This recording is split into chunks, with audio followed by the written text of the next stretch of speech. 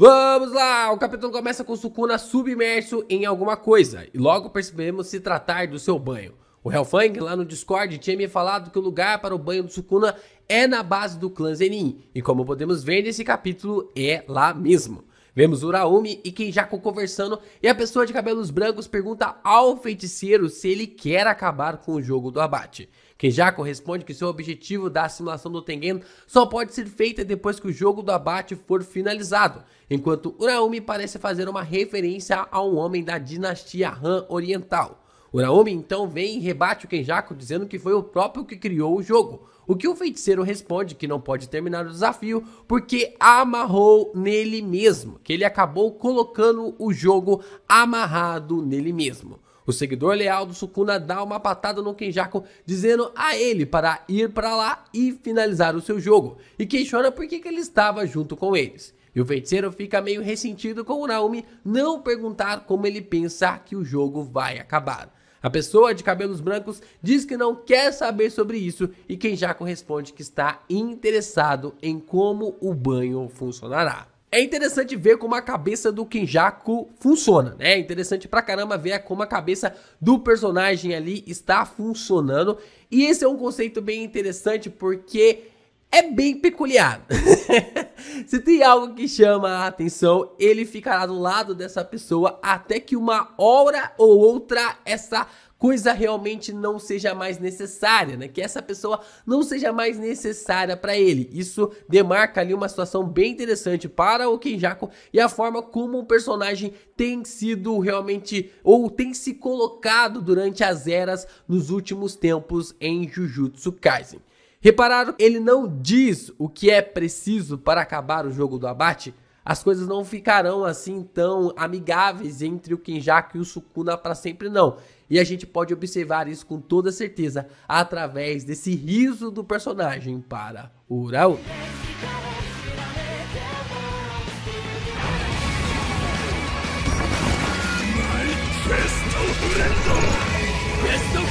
Yo, Geeks, aqui é o LP e você está no canal do Geek Brasil. Fiquem ligados porque esse vídeo contém spoilers do capítulo 216 do mangá de Jujutsu Kaisen. Sim, pessoal, vamos aqui discutir então esse capítulo. Muita coisa interessante, um encontro bem legal ocorrendo nesse capítulo, muitas revelações, muitos pontos interessantes e até mesmo teorias pra gente fazer aqui neste capítulo. Logo depois de você deixar o seu like, se inscreve aqui no canal, ajuda a gente a bater a nossa meta, se inscreve aí, ajuda a gente a crescer cada vez mais. A gente não tá tendo uma meta ainda, né, porque quando a gente atingir a meta, a gente dobra a meta, mas se inscreve aí, ajuda o canal do Geek Brasil a ficar cada vez mais forte e compartilha esse vídeo com seus amigos, porque tem muita coisa legal pra gente falar de Jujutsu por aqui ainda.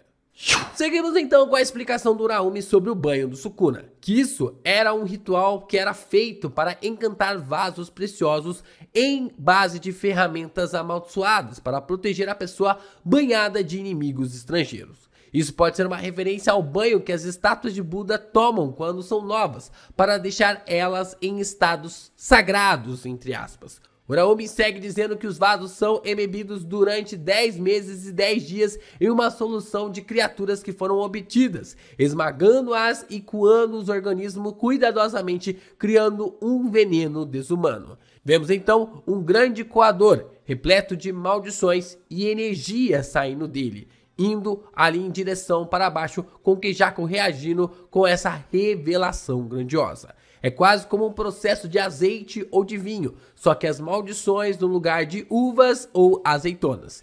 Tipicamente algo que se espera vindo do Sukuna. Então, do salão onde vimos a quase morte de Maki e a morte de Mei, surge uma peneira repleta de maldições com suas essências sendo coadas para o piso do local. Uraumi então fala que nunca havia pensado que conseguiria realizar isso com maldições, porque quando se mata um espírito amaldiçoado, ele desaparece. Existem maldições e maldições, mas o sumo é a mesma coisa. Então, Uraumi vem com detalhes, digamos, peculiares sobre o que fazer com as maldições no ritual. Uraumi diz que precisa apertar cada maldição com cuidado. Depois ele congela a maldição com seu poder que atinge o núcleo e depois se desprende. O resto então é cortado em pequenos pedaços para que seja filtrado fazendo o suco que o Sukuna precisa. Kenjaku então pergunta para que fazer tudo isso e que Uraumi está se aproximando de se tornar um ser diabólico. Uraumi responde que isso está sendo feito para afundar a alma do Megumi ainda mais dentro do corpo do Sukuna. Então vemos a maldição finalmente acordando, emergindo das águas como uma boa cena de filme quando os personagens decidem sair de uma piscina, só que de uma água normal. Então toda a ideia ali desse banho maluco era para fazer o Megumi afundar, né? Se afundar ainda mais na alma dentro do seu corpo, né? Para que ele não tenha nenhuma espécie, né? Para que o Sukuna não tenha nenhuma espécie de freio quando se trata ali dessa relação com o personagem, como a gente tem visto nos últimos capítulos, né? Quando ele teve que usar apenas 10% dos seus poderes através desse freio de mão que o Megumi estava segurando ali em suas habilidades. O que me faz pensar que se Uraumi sabia desse planejamento desde sempre, isso reforça o meu ponto que o plano inicial do Kenjaku para quem comeria o dedo era o Megumi e não o Itadori. O Itadori foi um acaso, uma situação, mas que o plano inicial, o plano ideal era o Megumi. Como a gente está visualizando agora, como o próprio Uraumi já estava realmente pensando nessa situação e como o Sukuna já estava lidando com todo esse aspecto. O encontro de ambos em Shibuya apenas reforçou isso. Sukuna diz a Uraumi como andam os preparativos e ele responde que tudo está caminhando como esperado, na forma realmente de como ele estava indo naquele exato momento resgatar o seu receptáculo, né? Salvar ali o seu receptáculo. Uraumi já sabe o plano do Sukuna sem nem mesmo a maldição lhe contar, como a gente vê ali em Shibuya. E esse plano não podia ser realizado com Itadori porque Ryomei tinha um pacto com Yuji. Ali em Shibuya a gente percebe esse processo quando o Sukuna ele reforça o seu plano para o jogo, de que ele tenha seus próprios planos, seus próprios métodos para agir e até mesmo, como a gente viu agora, tomar o corpo do Megumi. É interessante a opção de que o Sukuna só foi parar no corpo do Itadori para despertar a energia amaldiçoada do mesmo. A forma realmente como o Kenjaku tem manipulado as coisas por debaixo dos panos mostra esse detalhe de que o plano, talvez, do Sukuna entrar no corpo do Megumi juntamente com o Uraumi fosse o ideal, fosse o plano realmente concretizado. Só que o Kenjaku colocou uma vírgula, colocou ali um obstáculo e fez com que o Sukuna despertasse no corpo do Itadori. A gente sabe nessa perspectiva para que o personagem pudesse ter a energia amaldiçoada fluindo em seu corpo. Lembrando que o Kenjaku ainda não disse o que ele vai usar para parar o jogo do abate. Sukuna então se levanta do seu banho e vemos uma movimentação gosmenta do óleo das maldições, e algo como aquela pequena coluna da expansão de domínio do Megumi aparece atrás do Sukuna quando ele se retira. O óleo se mexe da mesma forma como o Megumi fez quando usou a expansão de domínio pela primeira vez, levantando grandes suspeitas sobre isso. E aqui vai ficar um adendo meu sobre essa cena, porque não dá pra ter certeza ou não se trata realmente daquela coluna da expansão de domínio do Megumi por causa ali da qualidade da scan, né? Não dá pra ter realmente essa certeza.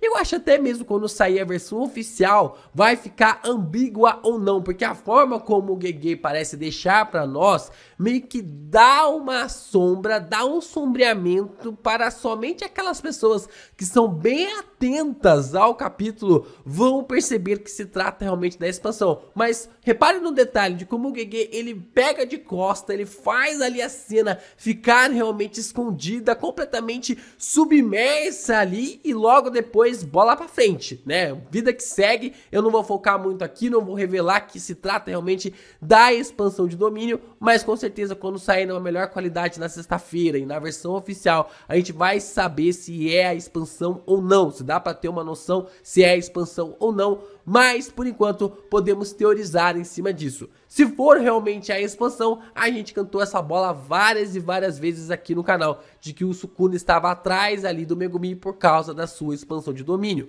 O Sukuna o tempo todo esteve de olho na expansão do personagem por algum motivo, e tá aí, ele precisava da expansão para tomar o controle total do corpo do Fushiguro, fazer ele ficar cada vez mais profundo no seu próprio corpo. Quando Sukuna se levanta da água, seu corpo está repleto de cicatrizes, fazendo o Kenjaku perguntar se estava tudo bem com ele. Sukuna responde que por enquanto tudo está indo muito bem, enquanto Uraumi se prostra em sua direção oferecendo um roupão. A maldição sorri e continua dizendo que se eles vão lutar contra feiticeiros é mais conveniente manter o seu corpo assim, mas algo chama sua atenção. Sukuna olha para sua mão e pergunta para seu Kogane onde está Tsumiki Fushiguro, e ele recebe a resposta de que ela está em Sendai. Kenjaku informa que os jogadores agora não precisam ficar presos nas barreiras que se vincularam pela primeira vez, e o feiticeiro percebe que Yorozu está convidando Sukuna para uma luta. Uraumi questiona Kenjaku sobre o porquê em Sendai, e o feiticeiro suspira em responder perguntas triviais. Mas, mesmo assim, responde questionando de todos eles vierem da província de Aizo, que fica perto de Sendai. Kenjaku diz que depois de 1000 anos esperando serem encarnados, normalmente os feiticeiros visitam suas províncias e depois precisam se dirigir até a barreira mais próxima. Só que nem Uraumi e Sukuna fizeram isso, dando uma ênfase de que a própria Yorozu estaria indo para Sendai porque aquele local, aquela província, era sua terra natal. O que deixa o Kenjaku intrigado porque eles não voltaram ali para o lugar de nascimento. Kenjaku então sorri questionando sobre ele ir tão longe lutar contra Yorozu. E então Sukuna faz as piadas do vilão congelarem, perguntando o que é de tão engraçado assim. Kenjaku se recompõe e questiona que achava que Sukuna ignoraria o chamado de Yorozu, porque no passado Sukuna teve um amor platônico pela personagem. Sukuna, como um bom homem de coração partido, diz que não liga para Yorozu e sorrindo reforça que seu recipiente é algo útil, o que faz Kenjaku rir mais uma vez dizendo, tá bom. Mó papo de Friends aqui, né?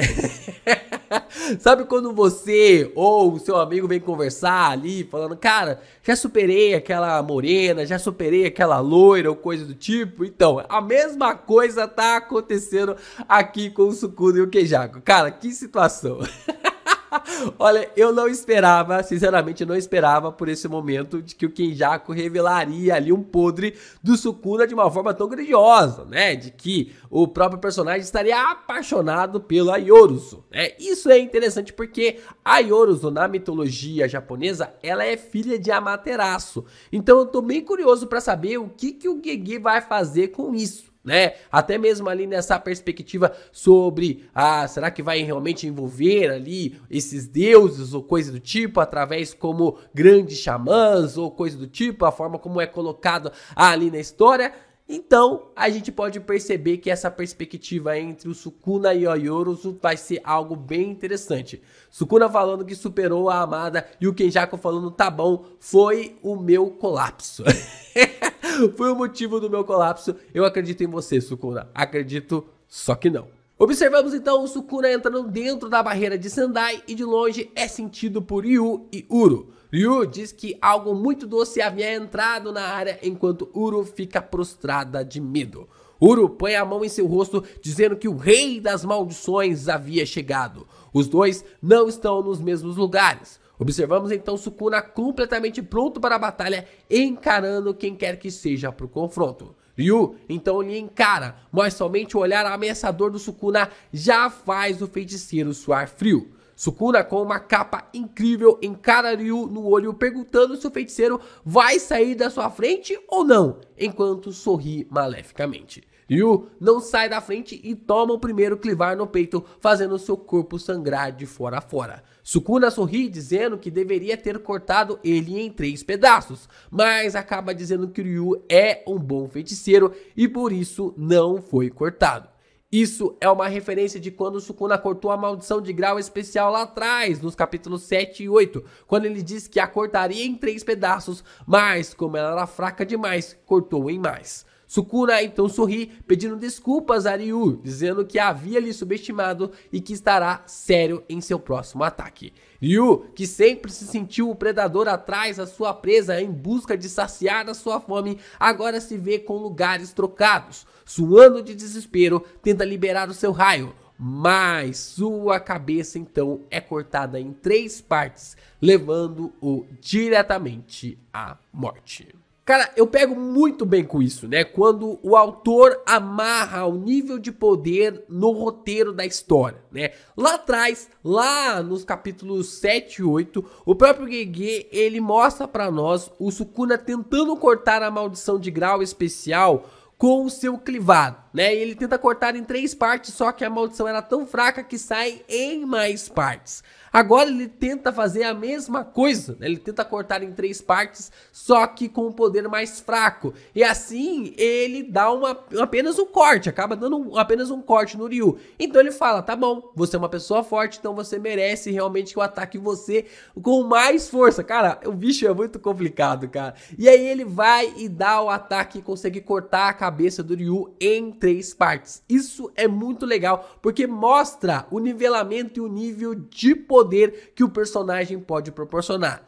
Agora a pergunta que fica é, como que alguém que lutou contra o Yuta, que é o Ryu, que é derrotado pelo Sukuna desse jeito, mostra pra nós como o Yuta pode ter alguma espécie de chance lutando contra o Sukuna? Lembrando que se o Yuta ainda estiver em Sendai, se o Yuta ainda estiver em Sendai, ele provavelmente vai atrás do Sukuna. Lembrando que o Yuta fez uma promessa pro Itadori de que pararia, então possivelmente a gente vai ter esse confronto. Só que o Sukuna tá atrás de outra pessoa. Vamos para um estádio de futebol e vemos um encontro de Yoruzu e Sukuna nele. Yoruzu mudou completamente a fisionomia de Tsumiki, os cabelos para cima fazendo referência de quando ela estava em coma, batom e maquiagem bem chamativa.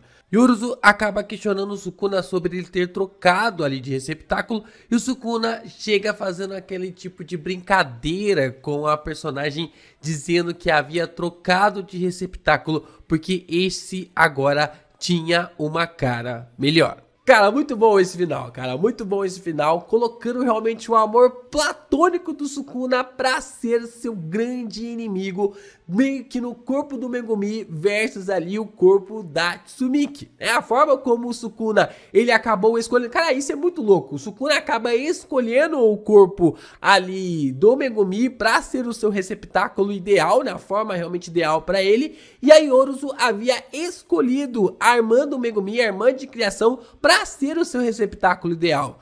Tudo bem amarrado, sem o banho não tinha como isso rolar, não tinha como realmente acontecer esse confronto, porque a Yoruzu mataria o Sukuna, porque o Fushiguro impediria o Ryomei de ferir a sua irmã, de realmente seguir com o combate, então provavelmente a Yoruzu iria matar o personagem. Mas agora teremos um duelo de nível milenar, cara. Eu acho que é a primeira vez que a gente vai observar uma batalha realmente de 2 feiticeiros, só dos 2 feiticeiros, porque a gente teve o Ryu ali e o Uro, só que os dois meio que lutando junto contra o Yuta, né? Mas agora uma batalha milenar acontecendo, 2 feiticeiros da Era de Ouro lutando um contra o outro. E o duelo vai acontecer no estádio de futebol, meus amigos.